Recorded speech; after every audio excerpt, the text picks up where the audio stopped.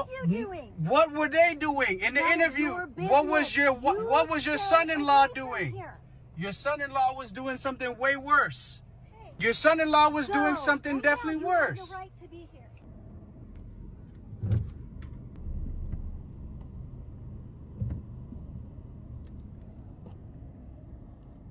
Can you do an interview? Can you do an interview? You cannot be here. Is this private property on the road? It is. Okay, the road is private property? You have no business being here. Okay. You are interfering with children. No, I'm not messing with the children. Yes, this has nothing to do. Yes, you are. They were children. This has nothing to do with the children. This is you guys are being investigated for the children. I'm here for press. I'm here for press, Mom. Okay, you go. Mom, I'm here for press. You may go. Can I ask you some questions? You will not ask me anything. You will have to talk to someone else. Can I ask you any questions, Mom? Shame on you. Any questions? Can we talk to your daughter? Leave. Can we talk to your daughter? Right now. Please don't stand back there. I don't want to reverse and hit you.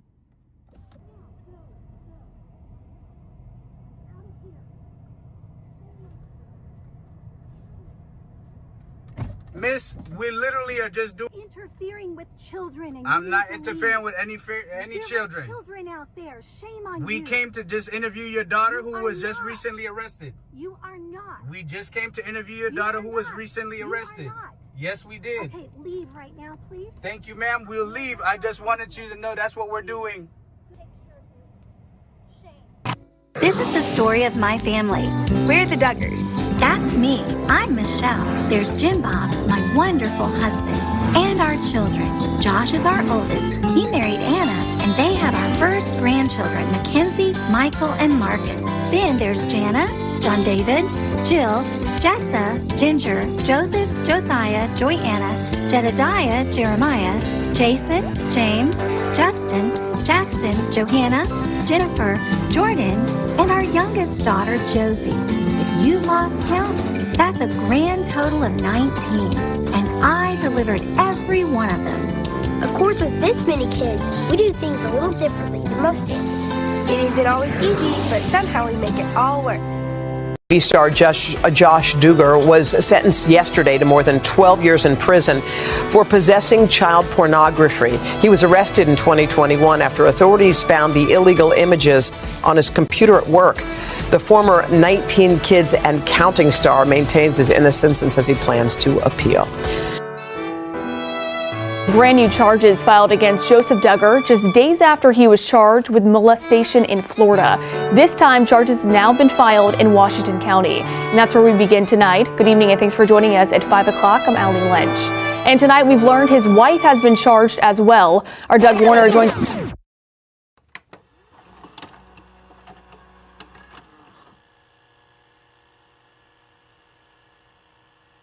Mother, you look forward to the milestones in your children's lives. And with 19 children every now and then, we experience things we've never experienced before. That's right, Michelle. You and Jim Bob are certainly experiencing things you claimed you'd never experience, like a second son in handcuffs.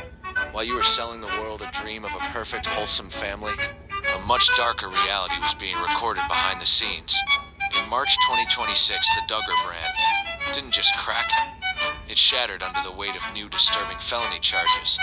For years, Joseph was seen as the quiet brother, the one who stayed out of the headlines that followed his older brother, Josh.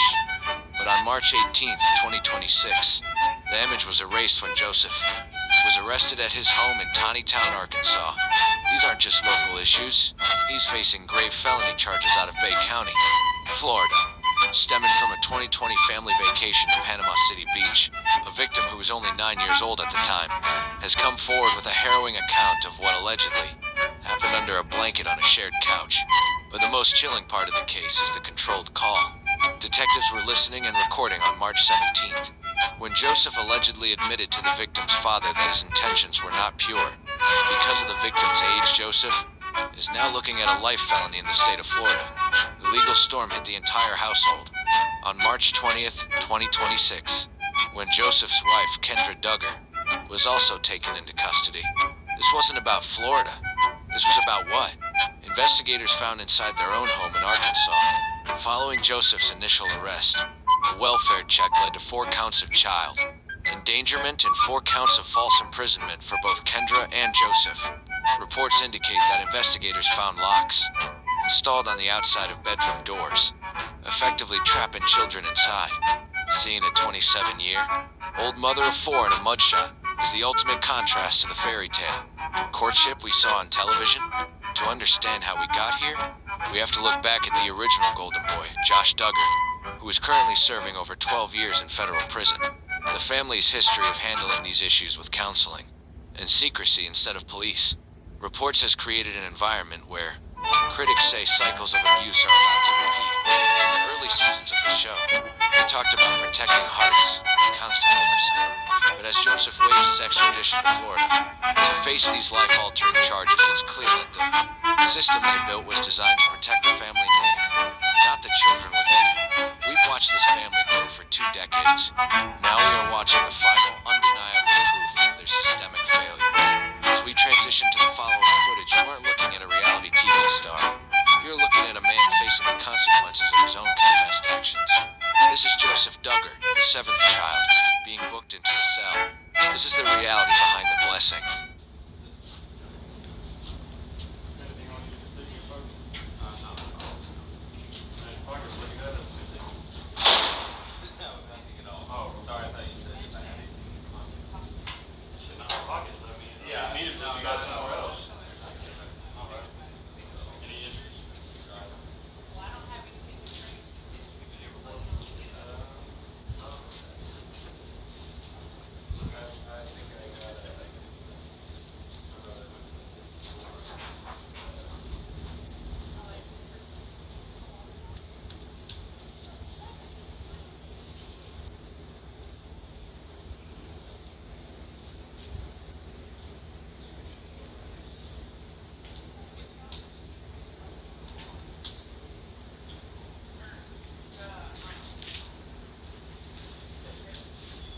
Brother, my brother-in-law, Joe Duggar. Recently, Joe Duggar was arrested on the charges of abusing a minor, and there were some other legal issues brought against Joe and his wife that we were made aware of, and it's been devastating to hear. We wanted to share a few things that were on our heart while also taking a bit of space this week, as it's been a really difficult week for us to process and think through and pray through this with the podcast. We're so grateful for all of you and the support you've shown, the prayers you've extended and are extending. But we really wanted to just take a moment to let you know how we're processing this. This was devastating news to hear when we got the news last week. And it's been a really difficult week of trying to process this, a week of us crying out to the Lord, asking for mercy and grace for those affected by this. But Ginge, how are you holding up? Well, it has been such a long week. It's been one of those weeks that feels like years. And I did not think that my heart could break like it has this week. The pain and heartbreak that we've had over this, and just thinking of how it's affected so many. Yeah, it's just unthinkable. It's so hard and painful and on many levels. Yeah, thinking about the victim who was brave enough to share her story has been heartbreaking. Just the effect on that young person's life is unimaginable. And then to see the ripple effect of that horrific crime just across the board, it just has so many damaging, rippling effects. And I think that's been, for me, the forefront of my mind is just thinking, the horror of a crime like that affecting so many for so many years. Yeah, it's devastating to think about. It's devastating. Obviously, where do we go from here? We are praying for the victim. We're praying for all of those affected, asking that God's grace would be a parent and would show up, even though on a human level, it's hard to see where his grace would show up in a situation like this. It's easy just to see the darkness.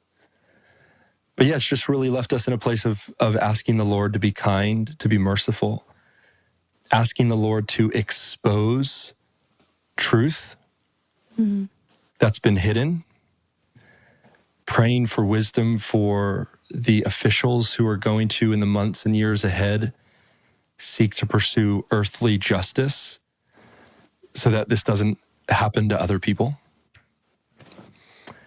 But then ultimately just resting in the promises of God and really finding ourselves in a place of going to the Lord and just asking him to be gracious and kind and merciful, to draw near to the brokenhearted, the children especially. You just think of how this affects their life. It's devastating. It's hard. I don't even have words. And yeah, all we can do in those moments is just cry out to God and ask him to sustain us, to give help. And because it just,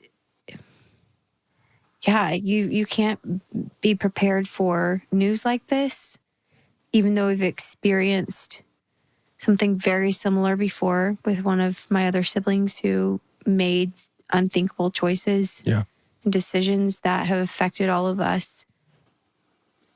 And yet the pain and hurt that's caused to us, but then to so many others is just so hard. And so, yeah, it's hard to know, what to do sometimes moving forward. You just feel the weight of it. It's a tough situation. Yeah, it stuns you. Like you kind of feel like what now? Yeah. And yet life goes on. And so that's one of the difficult challenges is, as we're praying for, okay, how do we support those who are hurting? How do we support those who are vulnerable? How can we come alongside and seek to be Christ's hands and feet in the midst of this? Yeah, we long to see God's grace evident in a situation like this, and that's what we're praying for. Hey, TikTok. It's been a minute.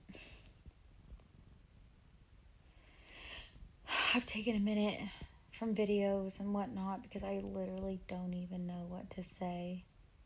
And I feel emotionally exhausted from all of this.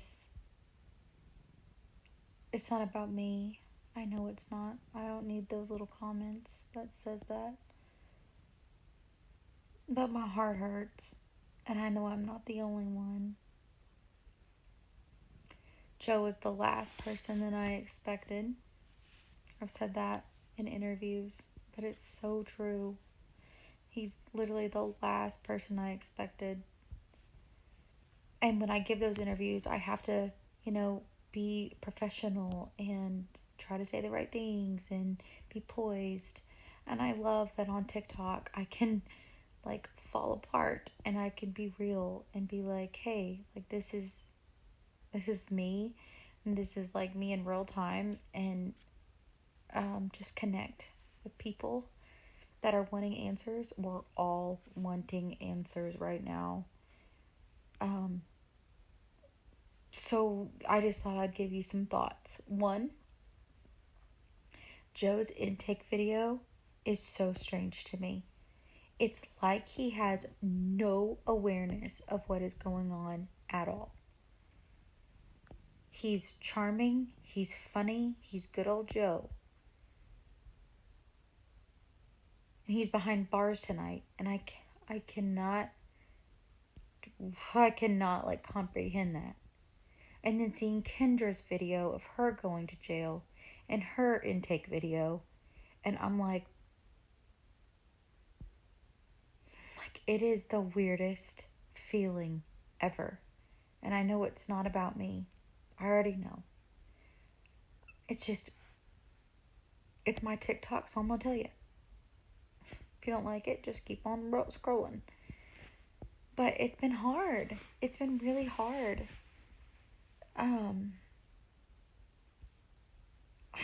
I really just don't even know what to say. That's just where I'm at.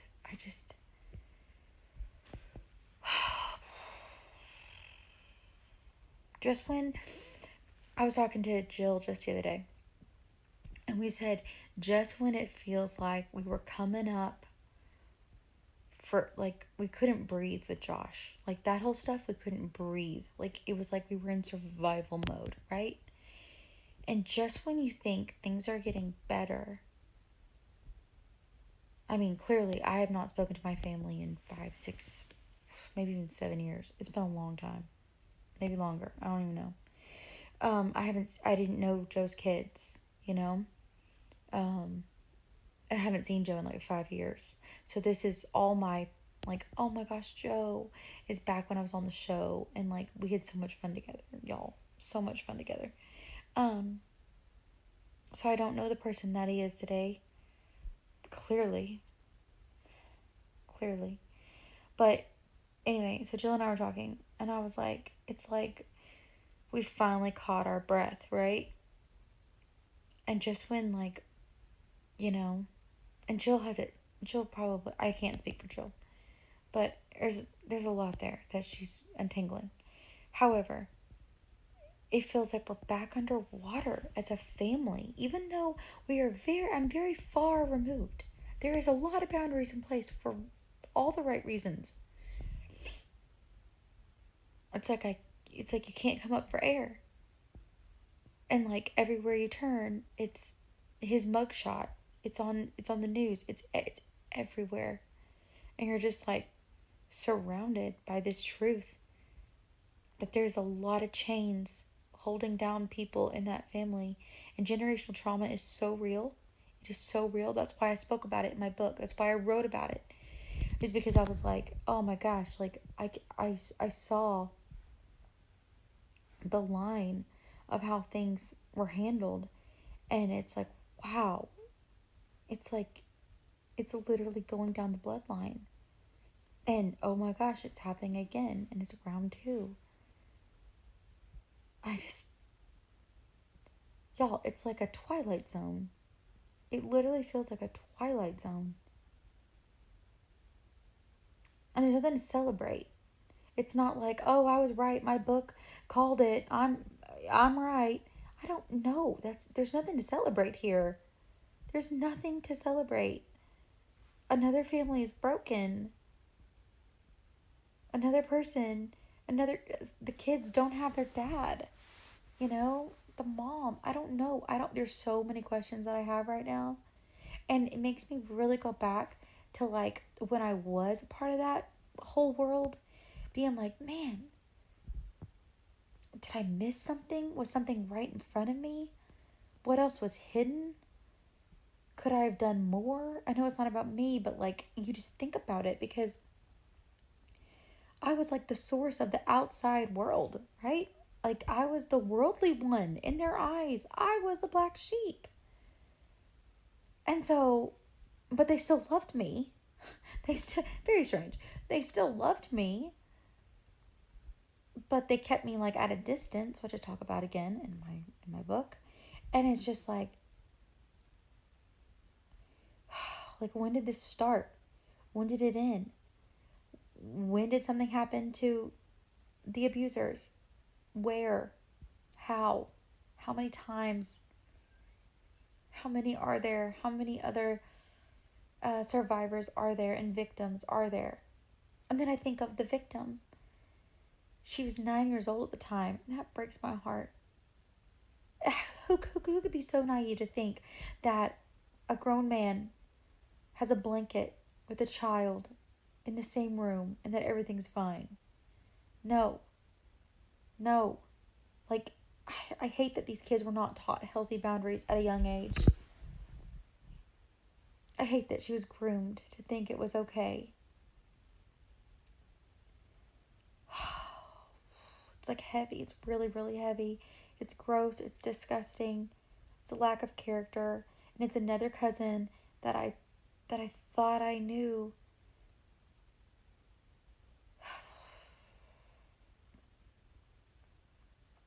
I don't know. I decided to share my thoughts. There's, like I said, I want answers just like everyone else. I have to have answers.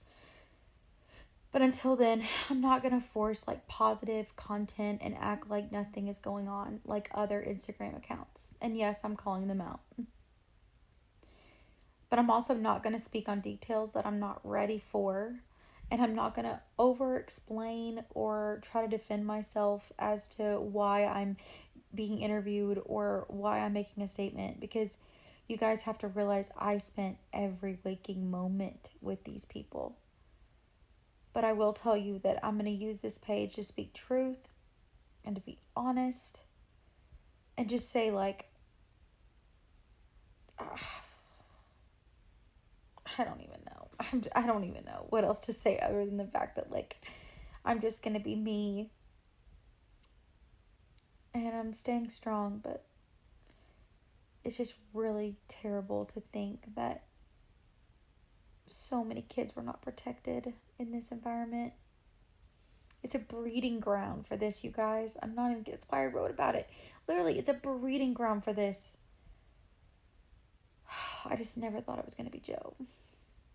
Interested in the kids or if he's interested in the mom. But I will say that it's not lost on me that groomers will frequently target women who have single women that have children that are easier to exploit, that are easier to manipulate, and they will gain access through the woman to get access to their kids. I'm not saying that that's what he's doing. He could also be interested in the women because Jim Bob's dad, if you're not familiar, was a serial cheater. So Jim Bob's dad, according to my conversations with Deanna, had so many affairs in his marriage with Mary, and he was constantly stepping out on her. That's what Deanna has told me multiple times. And this created a lot of problems in their lives. But this is also a model that Jim Bob watched. He watched his dad be a cheater. He watched his dad step out on his mom. He watched his dad exploit women. There's also been accusations that his dad, did things to people, namely a young girl, allegedly. So you have allegations of his dad being a serial philanderer and he's unfaithful to his wife. And Jim Bob, watching that model, seems to be following a similar pattern of his father, where he, through this cult, is luring women into this cult by targeting single women and going after and being a father to their children, buying them gifts, being loyal, buying them vehicles, helping them find places to stay. And then the women are posting practically love letters to him on Facebook. So his former friend that I've talked to for years has said there's always been these question marks about Jim Bob and his fidelity. There has always been question marks on whether or not he is using this as a way to get them into the cult or if he wants these women for himself. Jim Bob spent a lot of his years working out on the road, but in the last several years, he hasn't had to work because his kids were working for him on the show. He made millions of dollars. And even though he has all these children in his home, he still finds time to make a lot of time for these single women that have kids. Make it make sense. He has 20 children, he has over 30 grandchildren, and he has a wife at home, plus he runs businesses. But he can find time in all of that mess, in all of those 50 people, for other people outside of that family that are single moms with children. I shared this information on my Instagram, and the comments were all like, oh my gosh, this sounds like grooming. Oh my gosh, this sounds really creepy. I can't tell you what's going on here. I would actually think it would be more unfaithfulness than it would be him going after the kids. I actually think it's more infidelity, and I think it could be emotional affairs. The way that it was described with Debbie Query to me was that they totally felt that Debbie and Jim Bob were involved in an emotional affair. And it apparently allegedly bothered his wife, Michelle. And he has had these types of emotional affairs with other women. So he could be doing that. He could also be crossing lines like his father. This is a man that has a wife that can't tell him no. And there's long been rumors about how did Josh get to where he is? How did he become what he was?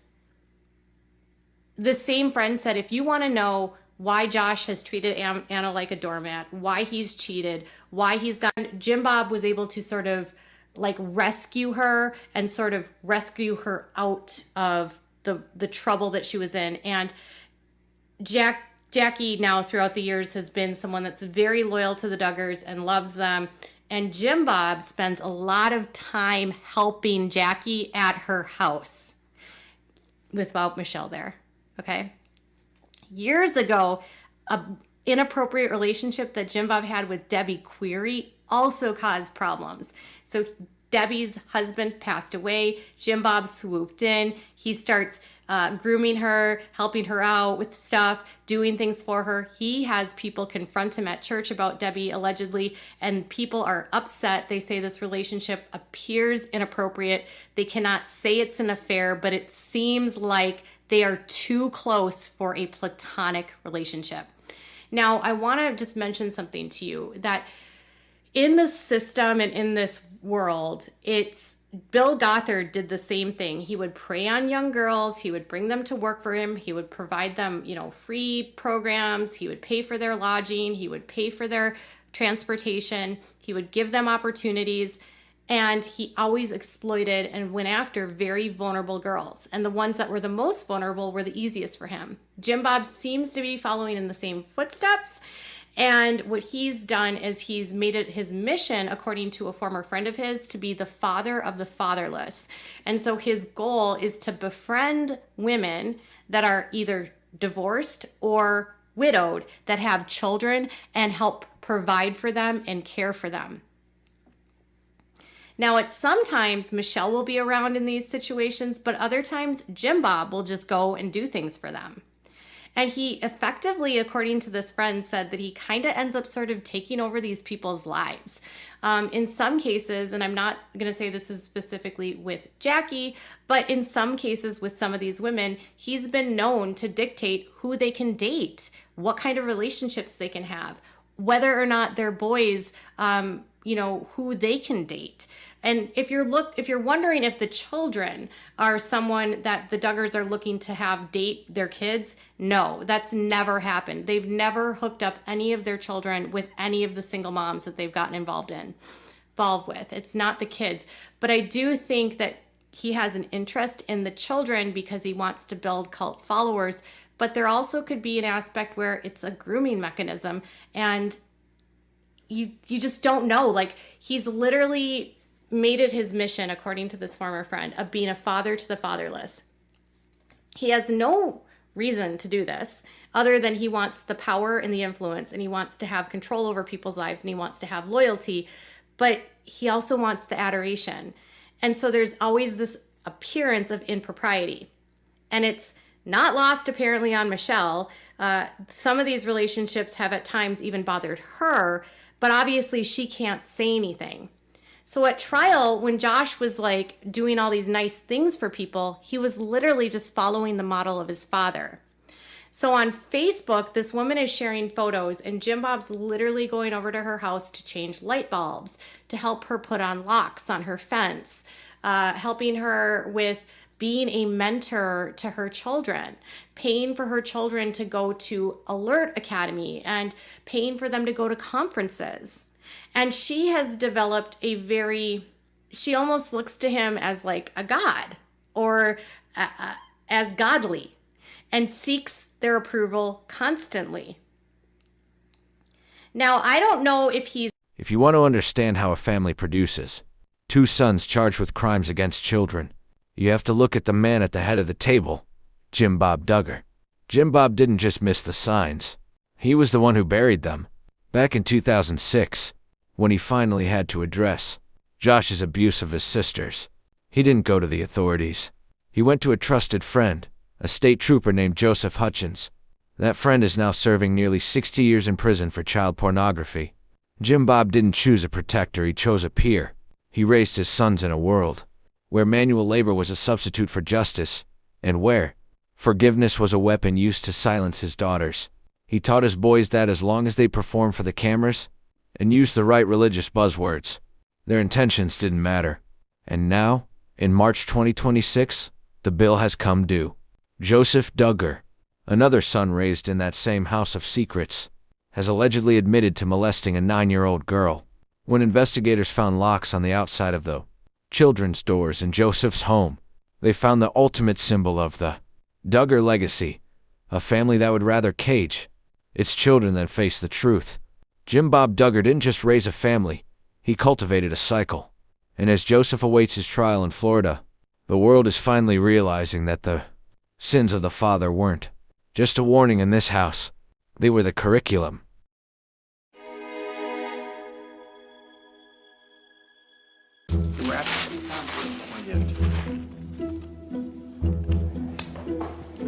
Before the wedding night. Definition of normal sexual intercourse. Yes.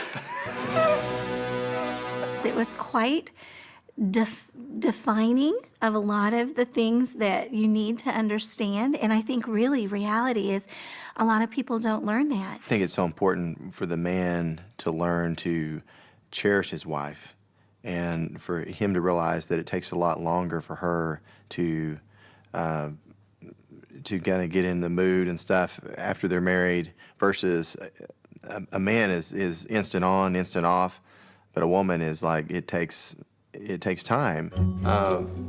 This is a book that Dr. Ed Wheat, who was my doctor growing up, wrote, and he counseled Michelle and I before we got married and taught us everything we know. And so if I give this to you, you'll know everything we know. I think I kind of understand how it works. Yeah. I think I learned that. It's kind of like Legos. Yeah. I don't know if it says any. It doesn't have pictures or anything, but it's got. Oh man, not joking. No, it's good. No. I got enough. I'll have a working model, right? Yeah. No pictures necessary. No, I think the main thing, Josh, is instant on, instant off, but a woman is like, it takes time. The last person I would take that kind of advice from for 300, Alex. Answer. The other daily level. It was quite defining of a lot of the things that you need to understand. And I think really reality is a lot of people don't learn that. Asked but not properly answered. Posts that did not keep me alive this week. Unfortunately, I am making this from the 9th level of Dante's Inferno. But what does a Duggar honeymoon look like? Trigger warning, they already added it for me. Let's discuss. This is called Intended for Pleasure, and it is by the late Ed Wheat and Gay Wheat. And they wrote this book to make sure everyone was having a good time, but in the event everyone wasn't having a good time, at least bring along some numbing cream. Yes, you heard that right. I just want to throw in another trigger warning before we get into this, because I do inject some levity into certain things, because that just is the only way to kind of talk about it without losing your mind, right? But if you're not in a place where you can see this, or like Josh will be in this video, please scroll. Don't mess up your brains on account of TikTok and these people. Go ahead and pause to read this. Some saint on Reddit actually read portions of this book. It's not the whole book, just a little bit of a synopsis. However, it's on there and you can find it under that.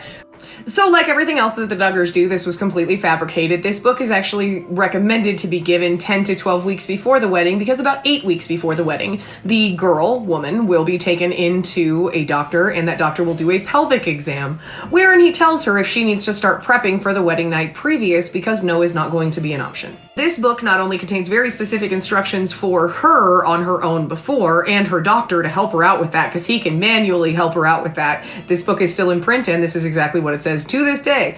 Then the husband also has a procedure that's described in the book that will help him figure that out as well. The men and doctors, which this is not just an IBLP thing, by the way, many young women are given this book so that she will enjoy herself. That's not true. She can enjoy herself had she been given consent, time, passion, and a caring, gentle partner who understands that some things might take time because people have nerves and things like that. It should also go without saying that this procedure is incredibly traumatic for a young woman who has been told her entire life that that body of hers is a problem. These are the instructions he will be given if he hurts her while he is doing this.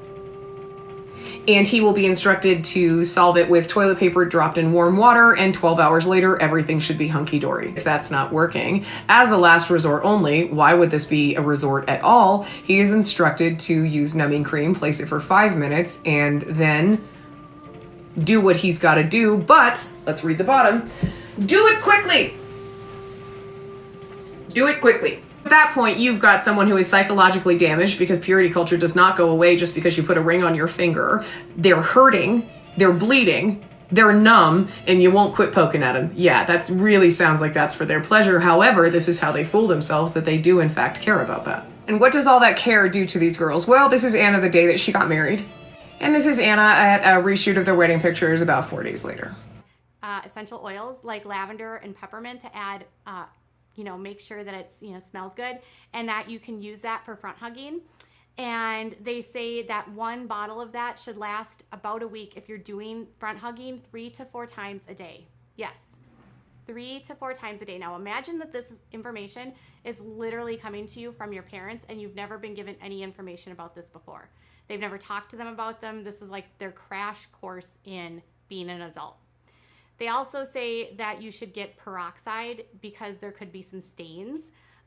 They say to get certain topicals for any sort of discomfort. They want you to buy perfumed shower soap, candles, matches, 4 full-size bath towels if you stay at a hotel. The first few nights, bring at least 1 towel of your own so you don't get oil in their towels. Bounty towels, they say, work really well instead of washcloths for cleaning up, and they're disposable. They also say to use a freshening bottle for the girl after, whenever possible. They also want women to buy specific deodorant sprays, if you know what I'm talking about. Then they also tell their daughters to bring tests for pregnancy. So they basically recommend that their kids don't go at all like outside of the hotel. That's all they're doing is 3 to 4 times a day, pregnancy tests. And what they're telling the girls in order to talk about their first experience, it gets even weirder. Here's what it says. It says, mother and the father of the bride counsel the couple 1 or 2 nights before their wedding. And this is what they tell them before the wedding. Mother of the bride explained to the couple each of the items included and that they may or may not need to use them all, but it's needed for them to know about each one. It's helpful for them to know about each one. And then it says, father of the bride, talk with the couple together about the importance of the husband cherishing his wife and meeting her needs first. And each time offering first for her to have the front hugs and if she wants to. And that, and then he can have his gratefulness. And it tells them to read chapters from this book by Ed Wheat. And that's sort of the instructions for mom and dad, okay? Then they say, let your husband help you out of your dress for a first look. Imagine you're sitting next to Jim Bob and he's like, all right, y'all. And then Ben is gonna help you out of your dress and be so uncomfortable. And then it says, bring 1 regular pillow just for propping up the hips. Put your head together around this. Prop the hips with the pillow and then have your legs down. Then it talks and gets into this whole stretching that I was telling you about. And it goes into graphic detail that I'm not even gonna tell you about, but it basically says that you should do this for 30 to 45 minutes, but it could take several hours of stop. The buddy system really means that mom cannot be everywhere at all times, and so my older children help to take care of the younger children. Every Duggar has at least 1 buddy. If you're too old to need help from a buddy, that means you're ready to take on a younger buddy. A big buddy helps you get dressed, brush your teeth, comb your hair, get your breakfast, do your schoolwork, learn to play violin and piano, and sew. They're there to pick you up when you fall and keep track of you when you're out and about. Without the buddy system, this house might cease to a halt. And that's the problem. That's the problem, Michelle. You wanted to sit up and have 19 kids. You and Jim Bob made 19 children. Okay? And you cannot take care of them. You could not take care of them. So you buddied them up with older siblings and gave them the responsibility of raising your children. And you did this and you promoted this on television even after you were made aware that your eldest child, that I'm sure probably had more buddies than anybody else coming up, had been inappropriately touching his younger sisters. And you still went on television and promoted this buddy system and continued on with the buddy system. You, my dear, are culpable. You, my dear, are guilty, and you, my dear, will have to answer to the God you claim to serve. Good luck with that. I know that there was a particular style of child training called blanket training. You put the kid on a blanket, probably 6-month-old, and you put something they want just outside of reach off the blanket, and when they go to reach for it, you hit them. And if they continue to reach for it, you hit them again. The idea is you're breaking the rebellious spirit they are born with. So blanket training was also covered in Michelle Duggar's book. I would focus on blanket training, calling out, "Okay, boys, it's blanket time. Oh, isn't this fun?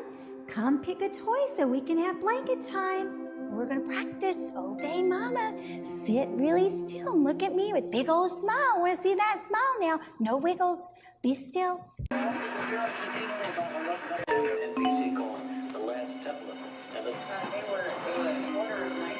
Grandma, what is Joy doing right now? Why is her hand on the keyboard? She's covering up the immodest dress.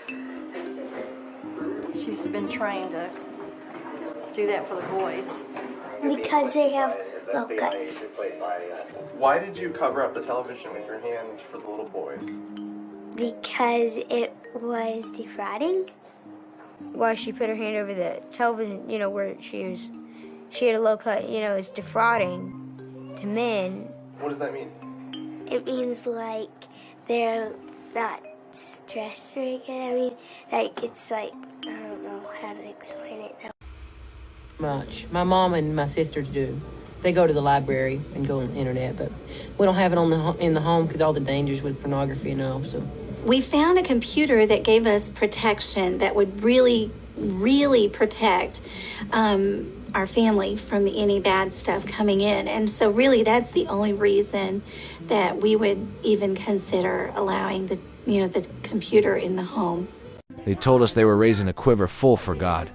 But the truth is, Jim Bob and Michelle Duggar built a house of secrets where the parents preying on their children was disguised as praying for them. It wasn't just the blanket training, it was the psychological warfare. We saw it on camera. Joanna frantically trying to hide a dress on a TV because it wasn't modest enough for her brothers to see. They raised their sons to view their own sisters as stumbling blocks, putting the burden of purity on the victims, while the boys were taught that their impulses were uncontrollable. But the hypocrisy goes even deeper. Jim Bob reportedly gave his sons inappropriate, graphic tapes before their weddings, actively encouraging the very bad things he claimed to hate. He wasn't teaching them respect, he was teaching them that behind closed doors, anything goes.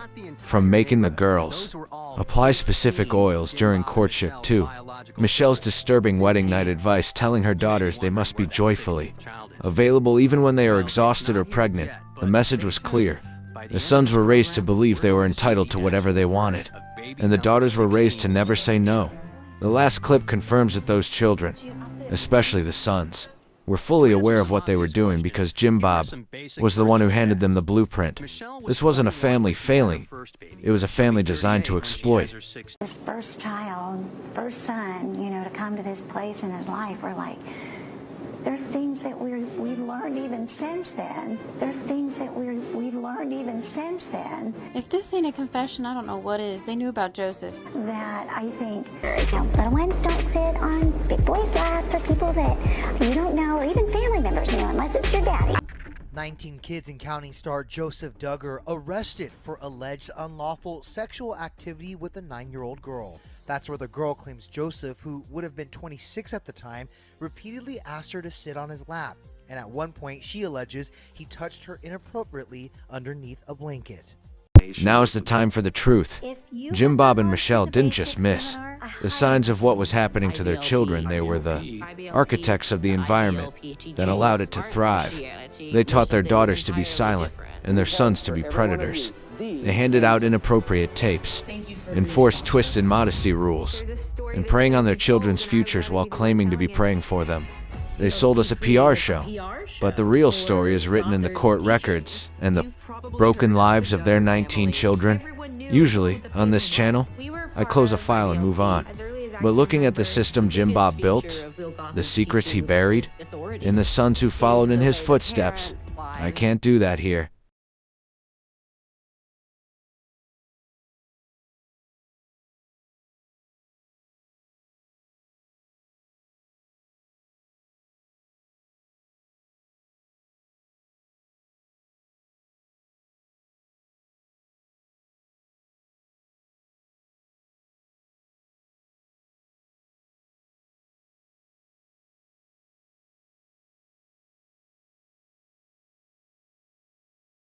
Unchecked.